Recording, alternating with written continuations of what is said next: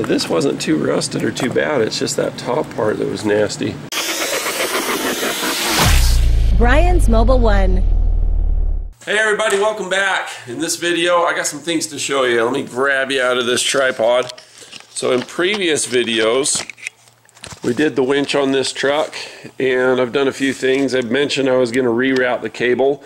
It went up through here and it was all a mess. I've got it covered in conduit. It's secured. I only had one tow hook. Now I've got two. And the emergency lights that I took out of here, I put up there. And I've just been going crazy. I got my fender flares put on.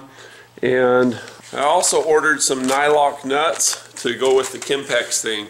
So Kimpex makes a box that goes on the back and turns your single seat four-wheeler into a two-seat four-wheeler. It's perfect for hauling kids, your woman, dog, whatever you want to haul. And then in the box you've got all kinds of stuff that will keep it clean and dry. But they got these bolts that stick up, so I'm going to do those nuts on it. In this video we're going to talk about that same four-wheeler. It's that 2003 Suzuki Vincent. I got it in another one, each $800, and the Suzuki had a shifter problem. Looked like this when I got it. You see there's a flat tire. We did a video on that, and I showed a special tool that breaks the bead on the four-wheeler tires. That's the hardest part about changing the tires on them, in my opinion, especially when they've been on there a long time. So anyway, I've got all those videos done. In this video, we're going to change the fuel gauge. This should be an easy, no-brainer, but it is a little bit tricky. You can really mess up your fuel tank if you do it wrong, so I'm going to show you how to do it right. Got 3 holes in a fuel tank like this. There's a hole that the gas goes in, and it's got kind of a cup that protects gas from splashing out and being an environmental problem. So it's hard to turn the tank over and pull it out and spill it out. So if you wanted to clean contaminants, rust, rocks, dirt, anything in the tank, pulling this fuel sending unit or fuel gauge out can help you to do that. There's also a hole at the bottom where it goes from the tank into the carburetor. That's another thing you can do. So now I'm going to try to get everything to go to the petcock side. You see there's a lot more bubbles. There's a little chunk of rubber round stuff right there. There's a bunch of just grit. But having both of those and working the tank back and forth, I had a bunch of contaminants and garbage in the tank, including water that I had to get out. What you see in there is a bunch of rusty, nasty stuff in a plastic tank, which is weird. So if I wiggle it, see how it moves? And I didn't know how to get that fuel gauge out of there. And then I bought a new one because in my case, you look at this thing, look at this. It was so opaque and so cooked by the sun that you couldn't even read it. And that was the main concern. I thought there would be a lot of rust on it because in fact the fuel cap had a whole bunch of rust on it. It had ethanol fuel, which is hygroscopic. It absorbs water and moisture out of the air, and it can create all kinds of havoc in the tank. So I replaced the fuel petcock with a Yamaha version and the fuel cap, and it just made sense to replace the fuel gauge because I couldn't read it very well. You could read it a little bit, you'll see what I mean. Anyway, let me show you how to get into it without messing up your fuel tank and get it done right the first time. First things first, get all of your pins pulled. These back two are accessible after you get your 2 side covers off. Body pins here, here, here, here, bolt or body pin here, and then repeat on the other side. You've got access from each side. I do a 90-degree pick. I do most of my initial prying with this, and then I do a screwdriver from the other side. It takes 2 hands per pin.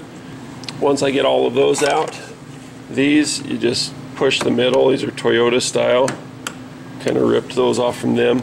And you can either pull out the panel and then get the pins out after. That's the easy way. Or if you're afraid they'll pop out and go flying, you can get your screwdriver down on the side of them, get them started, and then pull them that way. Once you've done that, it's time to breathe some gas fumes. You pull this out of the retainer, you see the lines in it. It's kind of pinched down in that hole that you see right here. Spin it by your hose, set it aside momentarily. It's going to go right back on. Get these 2 body pins out, pull it up, slide it back. Cover this so stuff can't fall in. Take your gas cap, put it right back on there because you don't want to breathe more fumes than you have to. You don't want to have stuff fall in there. So when you look at this, it's pinched in there. This is what holds it on, and then the little rubber part in it, and then the rest it just pulls out. So to address this, let me zoom you in there. You can see that little indentation there. You just basically got to bend that out. You can mutilate this thing to get it off too. That actually works. Crease it back. See how that one's lifted? Once you get one of them, the other ones are easier. So I'm going to try this guy under here. There. Ta-da! Totally reuse that. You just re-ding it. We're not reusing it, we're throwing it away, but somebody's going to need that information. See, look how horrible that looks. It looks so bad. Ta-da! Spit shine. I just had it in my mouth. So all you're pulling out is just that little centerpiece right there. So if you're digging down here, you're going to be in trouble. That's why you got to double check. And that's it. That's the long and the short of it. So this wasn't too rusted or too bad. It's just that top part that was nasty. As for me and my house, we will serve up a new one. Man, that looks so good. Just push it in there. So when you put it in, make sure to get it straight as you can, because I'm not sure about that, and if I don't have it straight, it's going to drive me crazy. Okay, so I did still need this. Somebody went to Rocky Mountain and picked this up same day, because it's not Arctic Cat or Textron or Polaris or what's the other one, Can-Am. So we can get this put back on. There's a notch at the top of it. I'm going to sit on this and just make sure that I like that. I can tell you already I don't. It's going to be all rusted. It would be like a dual purpose, really good thing to replace this. That's better right there. So this pushes in and out really easy. It's all about that collar. I think that's it. Just push it right down in there flush. Give it a good wipe down. Line that up over the half. I was thinking, you know what, you could do it so that it was over the fuel. But the first one was like this, so that's what we're going to do. I'm going to use 2 hands and 2 thumbs and get that just perfect. Man, what a big difference that makes. And look at the sensitivity it has. Look at that little needle just dance.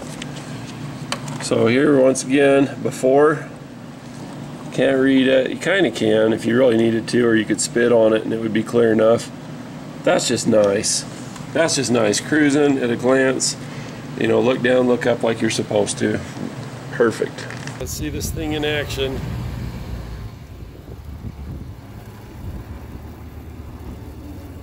That's kind of nice. You don't have to stare down the tank to see it filling up.